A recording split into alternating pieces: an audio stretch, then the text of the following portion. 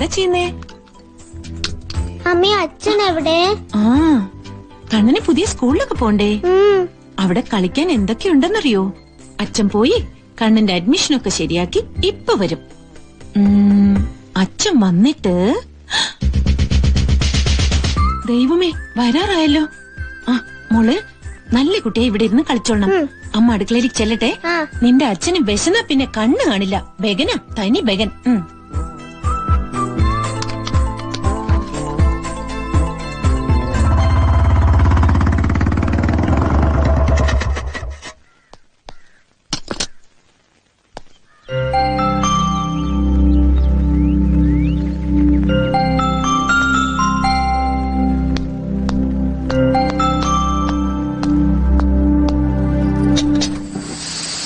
രണ്ട് ലോഡത്ത് സ്റ്റവും വെച്ച് എന്ത് ചെയ്യും ഞാൻ? യൂണിഫോം ഇട്ട് ആ പോലീസ് ജീപ്പിൽ ഒന്ന് അവിടെ വരെ പോയാ മതി. അപ്പൊ ആ ഗ്യാസ് ഏജൻസിക്കാര് സിലിണ്ടർ എടുത്ത് ജീപ്പിൽ വെക്കും. ചെയ്യില്ലല്ലോ. അധികാര ദുർവിനിയോഗാത്രേ. ആരാണോ ഇങ്ങനെ വായിക്കൊള്ളാത്ത വാക്കൊക്കെ കണ്ടുപിടിച്ചത്? നിന്റെ അച്ഛൻ. എത്തിയോ? ആ കൊള്ളാലോ. വന്നിറങ്ങി ബോർഡ് തൂക്കി ഉടനെ കിട്ടിയില്ലോ 5-6 രോഗികളെ. ഇവിടെ ഒന്നും നല്ല ഡോക്ടേഴ്സ് ഇല്ലാന്ന് തോന്നുന്നു. ആ അതെ, ഇപ്പൊ ആൾക്കാർക്കൊക്കെ ഹോമിയോപ്പതിയിൽ നല്ല വിശ്വാസം. അതിവിടെ പറഞ്ഞിട്ട് എന്താ കാര്യം? ആ മുറ്റത്തെ മുല്ലയ്ക്ക് മണമില്ലല്ലോ. എന്താ? എടോ അതുകൊണ്ടല്ല, താൻ കൊടുക്കുന്ന മരുന്ന് കഴിച്ചിട്ട് ഇന്ന് വരെ ഒരു രോഗിയും രക്ഷപ്പെട്ടായിട്ട് എന്റെ അറിവിലില്ല. ആ സാറേ, ഹോമിയോപ്പതി എന്ന് പറഞ്ഞ ലോങ് ടേം ട്രീറ്റ്മെന്റാ. അസുഖം വേരോടെ പറിച്ചെടുക്കാൻ സമയെടുക്കും. ഇതുവരെ എനിക്കതിന് ഭാഗ്യം ഉണ്ടായിട്ടില്ല. എവിടെയെങ്കിലും ചെന്ന് 5-6 പേഷ്യൻസിനെയും കിട്ടി അവർക്ക് ആദ്യത്തെ ഡോസ് മരുന്ന് കൊടുക്കും. അപ്പോഴേക്ക് ഇയാൾക്ക് സ്ഥലം മാറ്റോ സസ്പെൻഷനോ ആവും. പിന്നെ എല്ലാം കെട്ടിപ്പെറുക്കി അടുത്തടുത്തേക്ക്. ഇവിടെയെങ്കിലും ഒന്ന് ഉറച്ചാ മതിയായിരുന്നു. വന്നിറങ്ങിയ ലക്ഷണം കണ്ടിട്ട് ഇവിടെയും തദൈവ. ഇല്ലടോ, ഇവിടെ ഒരു കുഴപ്പമുണ്ടാവൂല. നാട്ടുകാരെ മുഴുവൻ താൻ തന്റെ പഞ്ചാര ഗുളി കൊടുത്ത് ഒരു വഴിക്കാക്കിക്കോ. പിന്നെ ഒരാഴ്ചയായി സാധനങ്ങൾ ഷിഫ്റ്റിങ്ങും എടുത്തു വെക്കലും ഒക്കെ ആയിട്ട്. അപ്പൊ എങ്ങനെയാ? എന്ത്?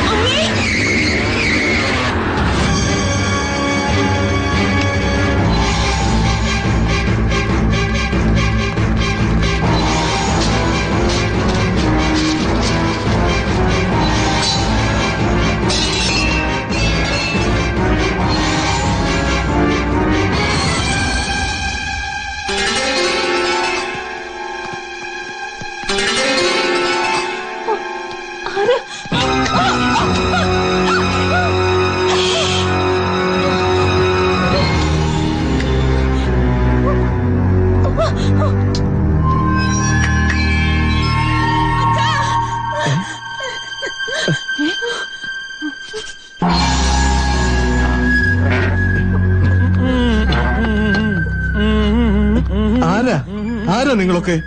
ആ സാമ്പാർ കുറച്ചും കൂടി ക്ഷമിച്ചി. ഇല്ല വേണ്ട, ഞാൻ തന്നെ എടുക്കാം. ഓക്കെ. അല്ല, എനിക്കൊന്നും മനസ്സിലാവുന്നില്ല. മനസ്സിലാക്കി തരാം. ഇരിക്കെ. എന്താ എന്താ നിങ്ങൾക്ക് വേണ്ടേ? വേണ്ടത് എന്താന്ന് പറഞ്ഞ തരുവോ മാഷേ?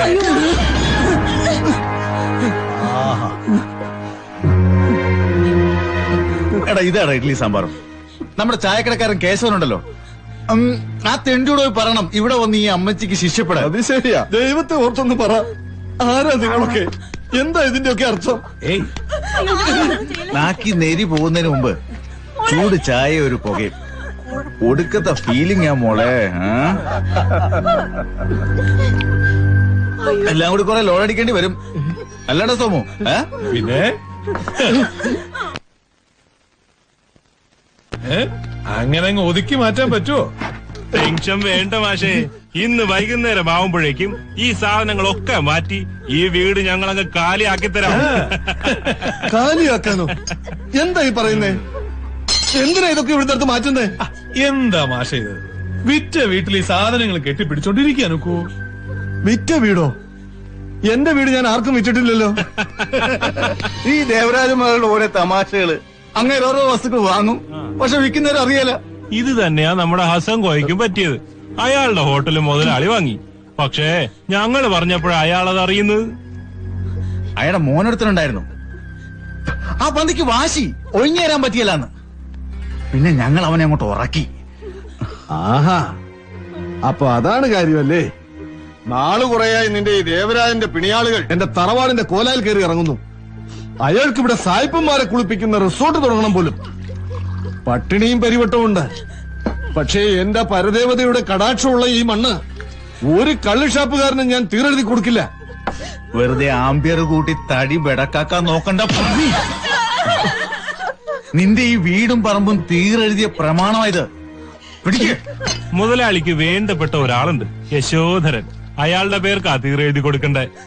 വെറുതെ അല്ലടോ, 10 ലക്ഷം രൂപ തന്റെ അണ്ണാകിലോട് കുത്തി കയറി തരും. അഡ്വാൻസ്. ഇത് വാങ്ങിച്ച് മര്യാദയ്ക്ക് രജിസ്റ്റർ ഓഫീസിൽ വന്ന് ഒപ്പിട്ട് തന്നു. ഭീഷണിയാണോ? കടക്കട എന്റെ പണിക്ക് പുറത്ത്.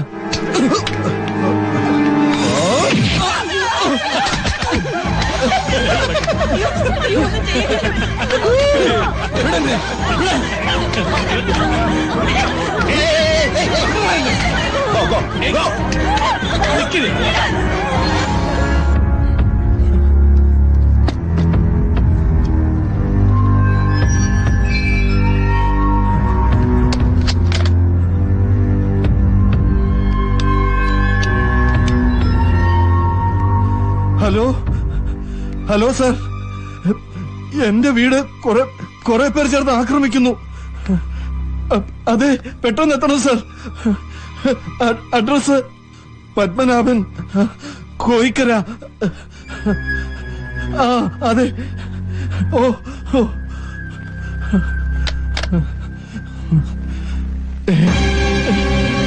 അറിയിക്കേണ്ടവരെയൊക്കെ വിവരം അറിയിച്ചല്ലോ. ആ, അപ്പൊ നമുക്കിനി കളി തുടങ്ങാം.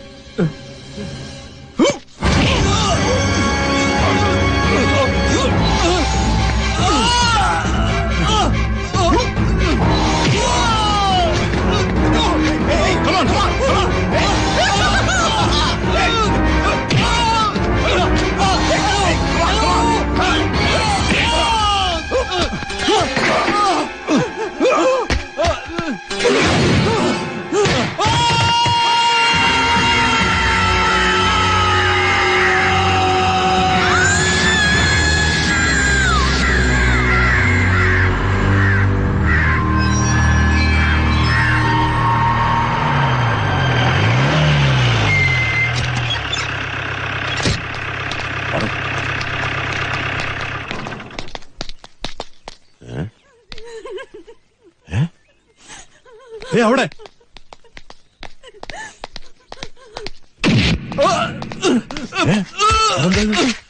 എന്താ എന്താ ഇത്?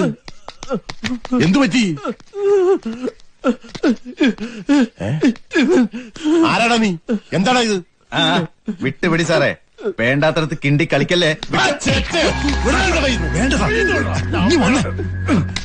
ഞാൻ പറയുന്ന കേൾക്ക്, ഇത് മുതലാളിയുടെ സെറ്റപ്പാ. നമ്മൾ ഇതിൽ ഇടപെടണ്ട. ഒന്ന് വിടുവോ എന്നെ?